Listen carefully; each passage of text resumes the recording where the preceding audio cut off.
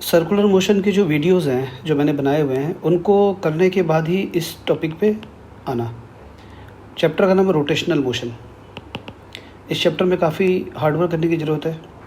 बहुत मतलब ये देखा जाए तो मैकेनिक्स का बिल्कुल एंड पॉइंट है ये करने के बाद मैकेनिक्स पूरा क्लियर हो जाता है।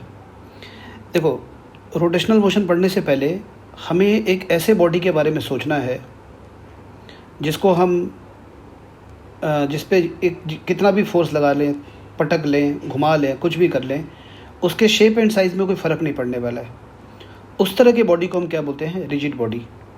देखो, रिजिड बॉडी का डेफिनेशन अभी लिखा हुआ। Ideally a rigid body is a body with perfectly definite and unchanging shape and size उसका चेंज नहीं होता।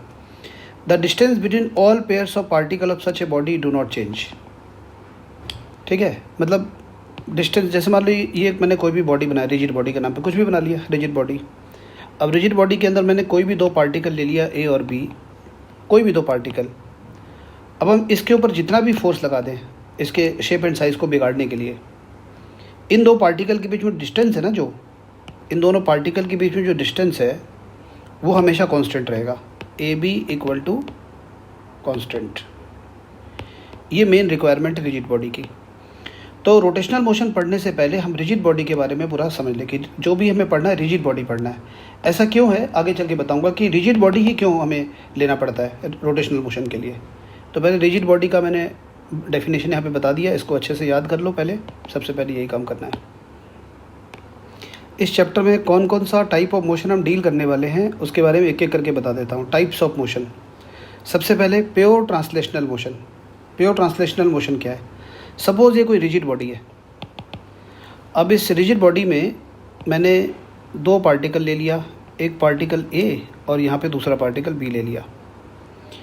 रिजिड बॉडी, अब ये रिजिड बॉडी चल रही है, ऐसे चल रही है। पार्टिकल ए कुछ टाइम बाद ये यहाँ पे आ गया, पार्टिकल ए इतना चला, यहाँ पे आ गया। पार्टिकल बी इतना चला, ए यहाँ पे आ गया और बी यहाँ पे आ गया। तो यहाँ पे पता चल रहा है ना, जितना पार्टिकल ए चला उतना ही पार्टिकल बी चला। मान लो दोनों पार्टिकल ने डी डिस्टेंस कवर किया टी टाइम के अंदर, तो पार्टिकल ए की वेलोसिटी कितनी है? D by T. Particle B की वेलोसिटी कितनी है? D by T. कोई और पार्टिकल ले लो, जैसे सपोज करो मैं एक और पार्टिकल ले रहा हूँ, यहाँ पार्टिकल सी ले रहा हूँ, तो उतने टाइम के अंदर पार्टिकल सी कितना मूव किया? पार्टिकल सी कितना चला? यहाँ तक गया पार्टिकल सी। क्या पार्टिकल सी भी उतना ही चला जितना पार्टिकल ए और पार्टिकल बी चला? बिल्कुल सही बात है, पार्टिकल सी भी उतना ही चला। पार्टिकल सी ने भी डिस्टेंस डी कवर किया। तो प्योर ट्रांसलेशनल मोशन क्या होता है कि अगर कोई रिजिड बॉडी है या कोई भी बॉडी है, रिजिड बॉडी हम यहाँ पर बोलेंगे, कोई भी रिजिड बॉडी के अंदर जितने पार्टिकल हैं, हर पार्टिकल की वेलोसिटी अगर सेम है, every particle of the body has same velocity, then that kind of motion is called pure translational motion, pure translatory motion. वही प्योर ट्रांसलेटरी मोशन होता है। Every particle will have the same velocity. मतलब इसका मतलब क्या है कि translatory motion में हम कहते हैं बॉडी चल रही है, ठीक है ना। हर पार्टिकल इक्वली चल रहा है, जितना पार्टिकल ए डिस्प्लेस हुआ उतना ही पार्टिकल बी, उतना ही particle C. Every particle of the body has same velocity. जो पार्टिकल ए की वेलोसिटी वी ए है, पार्टिकल बी की वेलोसिटी वी बी है, पार्टिकल सी की वेलोसिटी वी सी है, तो हम बोलेंगे V A equal to V B equal to V C. This is called pure translatory motion. ठीक है, इसमें हर प्योर ट्रांसलेटरी मोशन में हर पार्टिकल बॉडी का चल रहा होता है और कुछ नहीं कर रहा, सिर्फ चल रहा है। जैसे रॉड है, रॉड में बहुत सारे पार्टिकल हैं। इस पार्टिकल की वेलोसिटी 2 मीटर पर सेकेंड, इसकी भी 2 metre per second. Every particle have 2 metre per second. So this rod has pure translatory motion. तो प्योर ट्रांसलेशन है, समझ में आ गया किसको बोलते हैं pure translation. Practically pure rotational motion हमने आसपास देखा भी है। जैसे कि सपोज़ ये मेले में, ये जो जायंट व्हील है मेले में, देखो इसमें रोटेशनल मोशन हो रहा है। ये लोग यहाँ बैठे होते हैं इस जगह पे और रोटेशनल मोशन हो रहा है, ये घूम रही है चीज़ें। ये एग्जांपल है रोटेशनल मोशन का, इस तरह का motion, this is rotational motion. Park में बच्चे यहाँ पे इस डिस्क पे बैठ के झूला झूल रहे होते हैं, ऐसे घूम रहा होता है ये भी एक रोटेशनल मोशन हो रहा है यहाँ पर। सीलिंग फैन का मोशन देखा होगा, पंखा घूम रहा है बिल्कुल, मतलब ये जो पंखा घूम रहा है, इस पंखे के अंदर जितने पार्टिकल्स हैं ना, वो सारे सर्कल में घूम रहे हैं। सर्कुलर मोशन हो, सबका सर्कुलर मोशन हो रहा है। ये घूमता हुआ पंखा, ये रोटेशनल मोशन का एग्जांपल है, प्योर रोटेशन। मतलब एक ही जगह पे बॉडी रहेगा और ऐसे घूम रही होगी। Every particle of the body is undergoing circular motion. मतलब बॉडी अपनी जगह पे रहेगा, मतलब इसमें घूमेगा। प्योर ट्रांसलेशन में बॉडी चलेगा और इसमें घूमेगा रोटेशनल मोशन में। ये देखो डिस्क ऐसे घूम रहा है और ये इसको बोलते हैं एक्सिस ऑफ रोटेशन, ठीक है।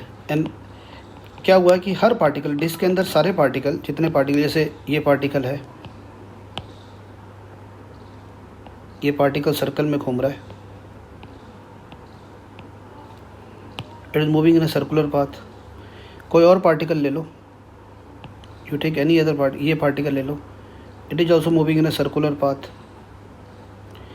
ये पार्टिकल डिस्क का ले लो, ये भी सर्कुलर पाथ मूव कर रहा है। मतलब हर पार्टिकल को सर्कुलर पाथ में मूव करने की सज़ा मिली हुई है इसमें, रोटेशनल मोशन में। Every particle of the body is undergoing circular motion. और सारे सर्कल का सेंटर मतलब इस लाइन पे लाई कर रहा है, यहाँ पर है अभी। इसको एक्सिस ऑफ रोटेशन बोलते हैं। मतलब जो plane of rotation of circle, जो का सर्कल का जो प्लेन है वो और एक्सिस ऑफ रोटेशन परपेंडिकुलर होते हैं।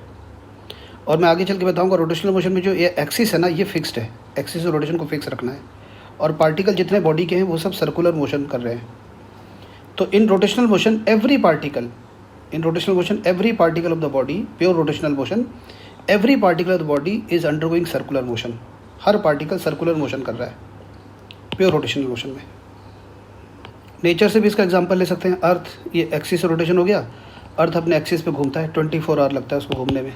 ये भी एक रोटेशनल मोशन का एग्जांपल है। सपोज ये डिस्क है, ये ऐसे घूम रहा है, डिस्क इस सेंटर के अबाउट। तो डिस्क के अंदर जितने पार्टिकल्स हैं, जैसे ये पार्टिकल है डिस्क के अंदर, ये पार्टिकल है, ये ऐसे घूम रहा है सर्कल में।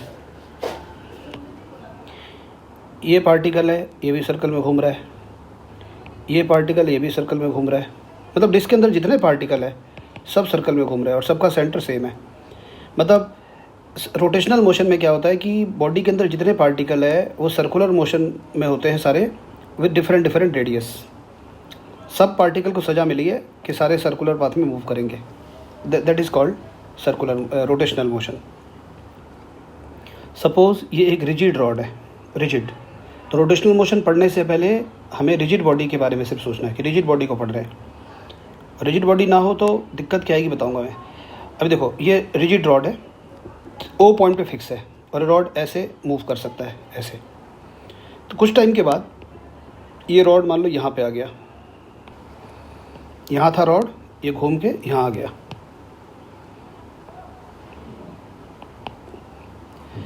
अब अगर हम जैसे रॉड के अंदर कोई भी दो पार्टिकल ले, जैसे ये पार्टिकल ए लिया और ये पार्टिकल बी लिया। ये पार्टिकल ए जो है यहाँ से जब यहाँ तक गया तो सेंटर पे एंगल कितना बना, यहाँ पे सेंटर, ये को सेंटर मान रहे हैं थीटा ए। थीटा ए को बोलते हैं एंगुलर डिस्प्लेसमेंट। और ये बी पार्टिकल इतना चला, यहाँ पे आ गया बी, ए यहाँ पे आ गया। बी पार्टिकल के लिए एंगल कितना हो गया, एंगल कितना बना थीटा बी।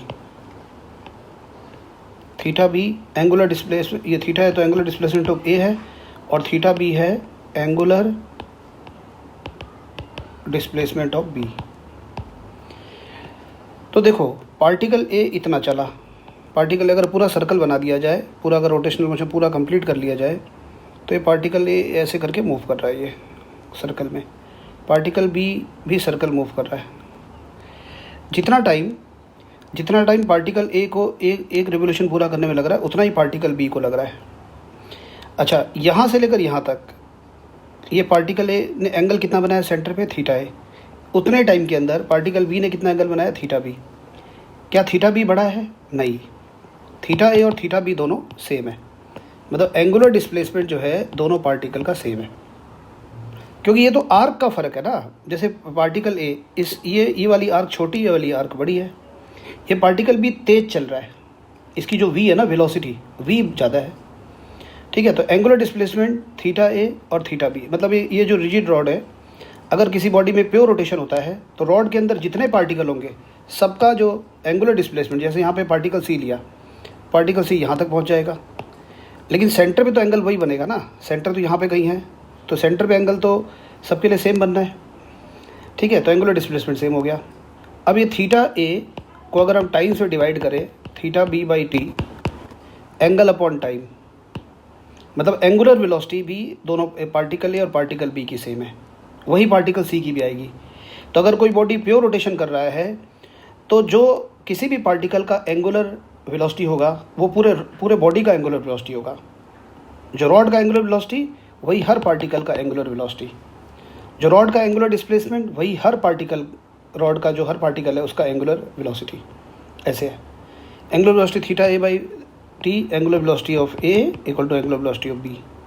एंगुलर वेलोसिटी को टाइम से डिवाइड करेंगे तो एंगुलर एक्सेलरेशन आ जाएगा, velocity upon time angular acceleration, वो भी दोनों का सेम होगा, ठीक है। तो ये बात है, लेकिन फ़र्क किस चीज़ का है? फ़र्क है वेलोसिटी का, क्योंकि हमने पढ़ा है सर्कुलर मोशन में v equal to omega R, v equal to omega R. Omega जो है इस पार्टिकल ए, इस पार्टिकल बी, दोनों के लिए ओमेगा सेम है, v proportional to R. v तो ये होता है ना, ये जो यहाँ पर जो सर्कमफरेंस पे, सर्कल के सर्कमफरेंस पे ये जो टेंजेंशियली जो वेलोसिटी होती है उसको बोलते हैं वी ए, इसको बोलेंगे वी बी, ऐसे करके।